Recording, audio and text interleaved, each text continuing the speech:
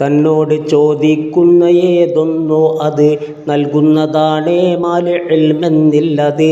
അന്യാശ്രയം ഇല്ലാത്ത സ്ഥിതിയാ തൻ്റെത്, ഏതൊന്നിനും മതിയായ ഇൽമാണുള്ളത്. തനിക്കുള്ള ഉള്ളും പുറവുമൊന്നാണെന്ന ഈ അഞ്ച് കൊണ്ടും കേമനായതു തന്നാ.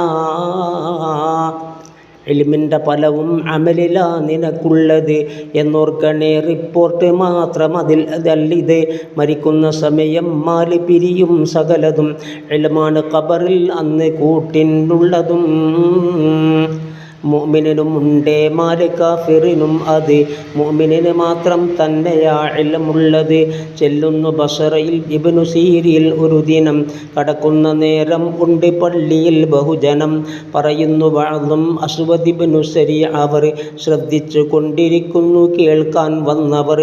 പിന്നീട് മസ്ജിദ് മൂലയിൽ താൻ കണ്ടതാ, ഫിഖ്ഹിൻ്റെ പണ്ഡിതർ വട്ടമിട്ടിരിക്കുന്നതാ. ഫിഖ്ഹിൻ്റെ ചർച്ചയിൽ തന്നെയാണവരൊക്കെയും. ഞാൻ നിസ്കരിച്ചു കഴിഞ്ഞു വന്നൊരു ചിന്തയും, വഅദിൻ്റെ സദസ്സിൽ പോകണോ അത് കേൾക്കുവാൻ, ഫിഖ്ഹിൻ്റെതോ അതിൽ ചെന്ന് ഫിഖ്ഹ് പഠിക്കുവാൻ.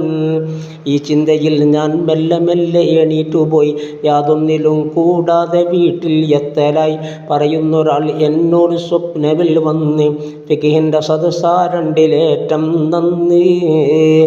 ആ മജ്‌ലിസിൽ ചെല്ലുന്നു നിങ്ങൾ എങ്കിലേ, ഇരിക്കുന്നതായി കാണാം ജിബ്രീൽ മുന്നിലെ. തൻബീഹിലുണ്ടിത് നോക്കിയാൽ കാണുന്നതാ, 141 ചേർന്നതാ. ഉലമാ സ്വർഗത്തിൻ്റെ താക്കോലാണ് എന്നും ഹദീസിൽ തന്നെ വന്നതുമാണ്.